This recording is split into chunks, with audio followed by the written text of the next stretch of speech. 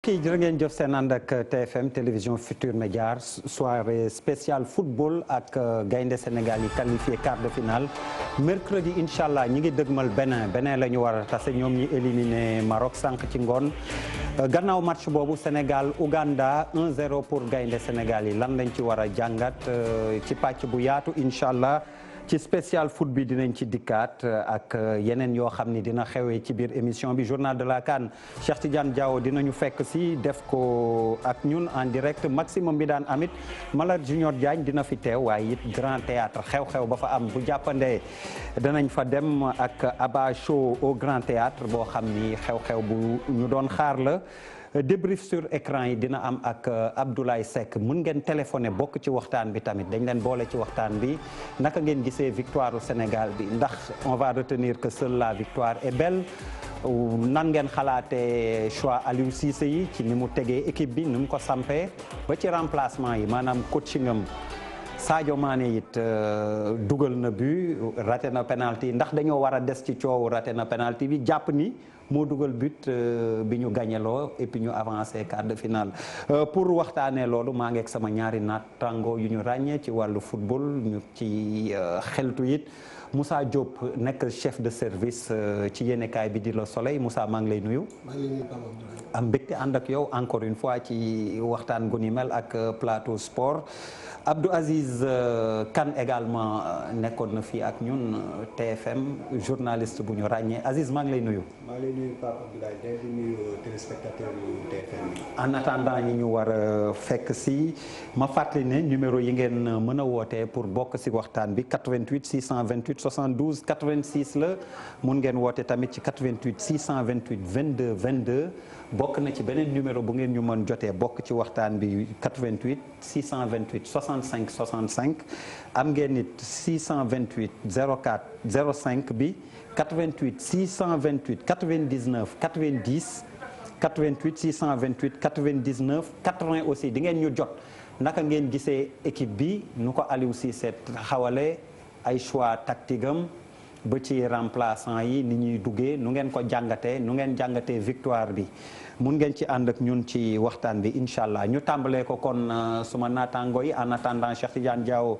di ñëw di ñu dégtal xibaar yi jógee fële ca Caire déjà Moussa li ñu mën jàpp mooy Sadio Mané mi siiwal ni dootul dóor penalty ru Sénégal mun nañ ni gannaaw victoire bi c'est l'autre information de la soirée même man mii nga xam ni bëgguma woon xëy na ñu focaliser wu uniquement sur le penalty raté eh bien je suis obligé d'intervenir ci bu axe bu njëkk bi en tout cas ci pàcc boobu xibaar gi jóge Caire nee na moom dootul dóor penalty. yaakaar naa ne bu fekkee ne da nga jël boo dajalee tir au but bi nga xamante ne def na ko contre Cameroun ci CAN bi ñu génn.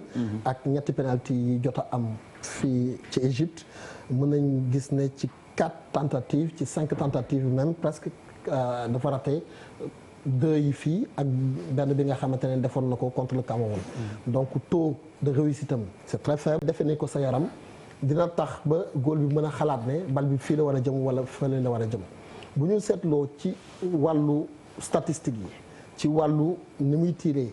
ci wàllu réussite bi man daal xalaat naa ne sincèrement c'est que ni ça a commencé à faire un petit bruit au niveau de la tanière parce que ñu bëri seetlu wuñu ko mais tout à l'heure il y a eu une petite dispute avec Mbaye Niang sur qui va tirer le penalty.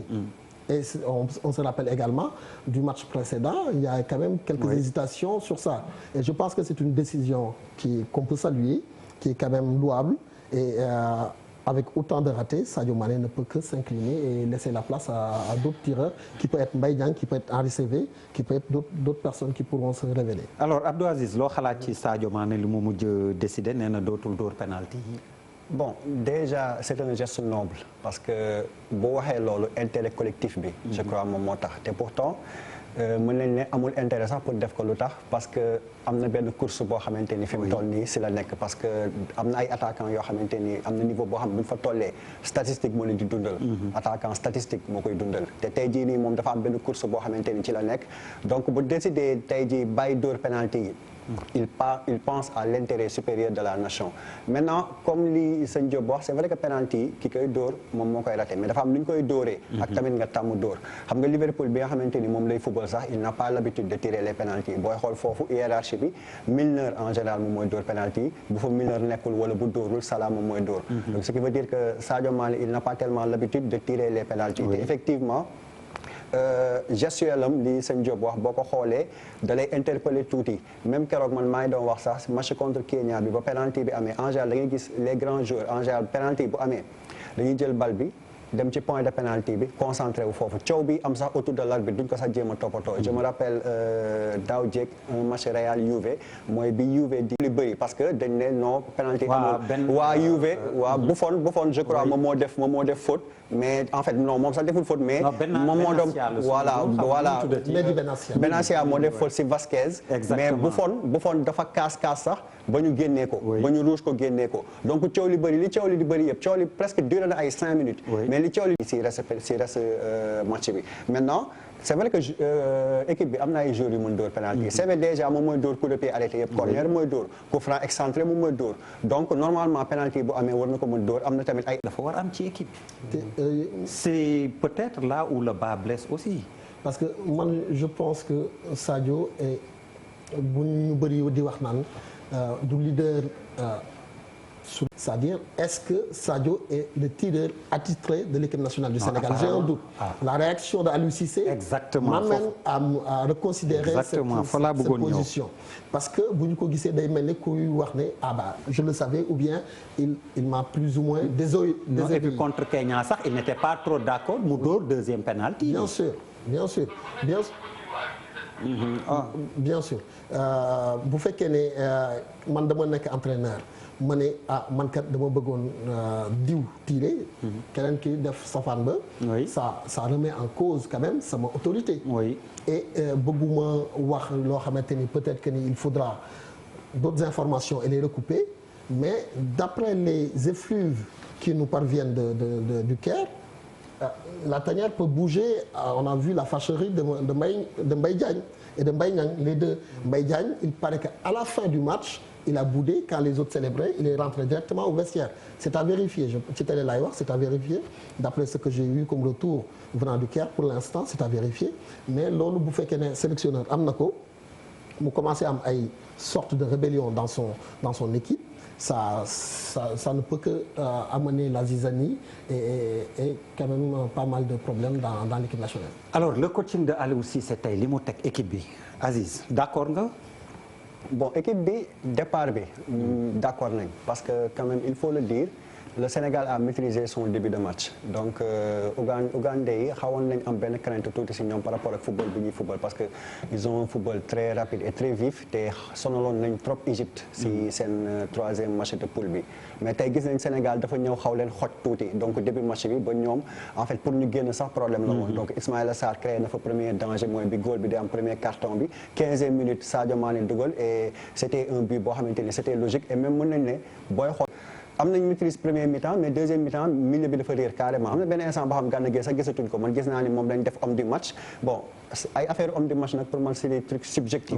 Voilà donc parfois ñu tànn koo xamante ni yow peut-être d'accord ni que moom la peut-être que tey match bi sax ak nu mu demee peut-être nga génnee si homme du match sax day xaw a difficile. Voilà parce que c'était pas un match boo xamante spectaculaire boo xamante ni peut-être benn joueur émergé na pour nga ne tey kii mooy homme du match donc peut-être que foofu débat ba sax dafa bëri mais milieu de terrain bi deuxième mi-temps c'était complètement le désert Pape Aliou Ndiaye CV ak Gana Gueye yëpp amoon na benn instant boo xamante ni gisatuñu leen maintenant CV nag dafa doon benn atout non négligeable ci équipe bi mooy coup de pied arrêté yi vraiment il les botte très bien te à chaque fois danger lay booy xool lay indi donc boo ko génnee dugal Krépin Diatta peut-être que mën nañ ne bon dugg Krépin Diatta aussi am na lu tuuti lu mu indi parce que côté technique bi aussi soxla woon nañ ko tuuti moom ba mu ñëwee gis nañ ko quand même mu def différence un peu tuuti ci côté bi mais en tout cas subir nañ te li nga xamante ni moom lañ subir noonu xawoon nañu tiital tuuti mais bon heureusement que on a su quand même garder le score mais daal prouesse bi nga xamante ni pour man moom lañ réussir moom mooy on a empêché les Ougandais de jouer parce que vraiment seen football bu gaaw boobu noonu peut-être que bu leen ko mayoon jéem nañ ko nag ci deuxième mi-temps bi jéem nañ ko mais vraiment on avait un bloc boo xamante ni bon tere nañ leen ñu déployer seen football boobu. alors Moussa noo jàngatee Aliou Cissé li mu indi tey.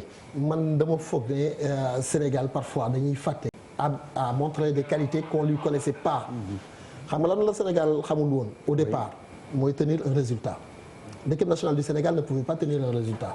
On l'a vu en Coupe du Monde mené nañ 2 fois le Japon est revenu à la marque. On a eu une qualification en 8e de finale de la Coupe du Monde jusqu'aux dernières 10 minutes. Oui, Colombie dugal ñu. Oui, ñu ñàkk la. À chaque fois qu'on a eu un résultat à garder, à sauvegarder, l'équipe a flanché mentalement, techniquement, tactiquement, émotionnellement. Cette fois-ci, on a pu garder un résultat, peut-être pas avec la manière, c'était poussif. Si tu ne l'as pas dit ça, de dire que le match de l'équipe nationale était poussif. Mais am na lu ñu ci war a mën a tirer. Mais en termes de possession pour match bii nii comme on le voit à l'écran, oui. 61% pour le Sénégal, 39% pour Ouganda.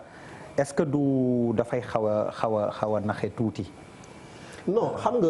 Pour les tirs, nous en avons eu 3 contre 3 aussi pour les Ougandais. Les Ougandais ont cadré plus que nous. Oui, et ñun benn bi ñu cadré la ñu dugal. Oui. Ouganda a cadré 2 tirs mais dugalu leen. Oui. Pour les passes, nous sommes également devant avec 180 contre 115, autant pour moi. 7 fautes commises pour le Sénégal, 12 pour Ouganda. Et puis bon, nous avons écopé ci carton jaune yi dañu juum. C'est 2. Koulibaly aussi a eu un carton. Et Pape Alioune Ndiaye. Donc c'est 2 contre 3 pour les Ougandais. Bon, pas de carton rouge, un regret là-bas. Le gardien de but ougandais aurait mérité quand même de regagner les vestiaires avant tout le monde, d'aller au repos. Bon, bref. Boo gisee configuration boobu est-ce que day confirmer day infirmer plutôt li nga wax que tey Ougandais yi ci téye bal bi ñu daan ëppale nii ak di leen dominer ça n'a pas été le cas. Oui, mais loolu moo tax ma bëgg a wax ne tout simplement nit ñi parfois dañuy wax ne ñun kat on a une grande équipe, on a un football qui est extraordinaire. Certes, faut pas le négliger. Faut pas négliger ce fait-là. Nit da nga war a gëm sa bopp. Mais nekkul tout le temps ça c'était plus pour ma wane ne la victoire contre l'Ouganda ñun dañuy wax ne bon Sadio Mané a marqué la victoire n'est pas pour amenuiser ouais, désolé parce que ça me perturbe. Non, il y a pas de souci. Allez, vas-y. Donc pour wàññi victoire bi la pour ne victoire bi ni mu waroon a éclatante kii wu noonu non mais ay équipe lañ taseel ñu dóor leen. Oui. dugaluñu. Limite au niveau de la possession de balle, on a presque les 2 tiers de la possession. Oh oui, à 60. Donc c'est une victoire à ne pas négliger parce que l'équipe nationale a montré quand même une force mentale, une force physique et quand même quelque chose qu'on avait perdu depuis quelque temps, c'est-à-dire am score, garder ko jusqu'à la fin. Et ça, c'est pas négligeable pour une équipe qui veut gagner la Coupe du Monde. Alors, juste Kalilou Koulibaly qui est à l'écran, son tweet, bonne performance et victoire méritée, notre voyage continue. Alors, non la ko décliné aussi en italien, buena prestazione. Xaaral ma bañ ko ma bañ a jéem ci dugg lire italien fii. Alors, Cheikh Tidiane Diao nous a rejoint sur le plateau juste après journal de la CAN bi muy def ki nekk ci ligne bi on le prend en direct mu wax ñu naka la gisee ci chapitre bi ñu tolloon le coaching de Aliou Cissé. Tout de suite c'est Cheikh Tidiane Diao avec le journal de la CAN. Kalidou Koulibaly, je pense qu'on parlera de lui mais je pense que. Oui, il y a déjà quelqu'un en ligne alors bañ ko xaarloo ba oui ñu jël ko Cheikh Tidiane vraiment merci beaucoup joxoon naa la priorité mais delloo nga ko téléspectateur bi c'est à ton honneur. allo mbokk mi ci ligne bi salaamaaleykum. maaleykum salaam. kooku nooy wuyoo fooy woote. man maa ngi tudd Sayer Ndiaye di woote Aérelao. Aérelao ñu ngi nuyu waa Fouta yëpp mbokk mi. waaw. noo gisee Aliou Cissé ni mu taxawalee équipe bi tey ak victoire au Lions yi même je vais dire. waaw moom ñun moom nañ sant yàlla bu baax victoire bi moom am nañ ko waaye ba tey man li ma gis équipe moom jeu bi man ci sama xalaat bu gàtt xaw naa des quoi. lan moo des. waaw ma ne ñun ñi ngi am ay ndam waaye dañoo am problème tuuti ci équipe bi. waaw équipe am na problème tuuti il faut que gars yi toogaat defaraat toogaay bi daal. waaw même dama ni précisément fan nga gis moo am problème boobu ñu war a defar fan. problème bi moom mooy penalty bu ñu mën a am. par exemple am nañu ay tireur ñun am nañu ay tireur courant am nañu ay tireur leneen ak leneen te lépp lu am ñoo jox ko Sadio Mané. suñu doolee rafetlu suñu penalty loolu tamit dafa métti. mais Sadio dugal tey tamit ba nga qualifié de bu ko fàtte Sayer. waaw loolu dëgg la waaye man daal su ma sañoon tiir moom mu ko jox Henri Saivet wala mu koy jox keneen. ok Henri yow foofu nga gis ni daal mooy problème bi gën a mag. waaw mooy problème bi waaw. jërëjëf Sayer vraiment nuyu ñu waa Aéré Lao yëpp ñi ngi kontaan ci sa woote jërëjëf. alors Cheikh Tidiane Diawo s'il y a pas un autre téléspectateur en ligne régie bu amee keneen mun ngeen ma ko jottali à défaut ñu dem ci Cheikh Tidiane Diawo mu def le journal de la CAN et puis on revient. Cheikh Tidiane à toi. Cette histoire de penalty là, quand même c'est en train de soulever beaucoup de passion et vous verrez qu'au sein de la tanière les joueurs ont dédramatisé cela à leur façon. C'est à suivre tout de suite.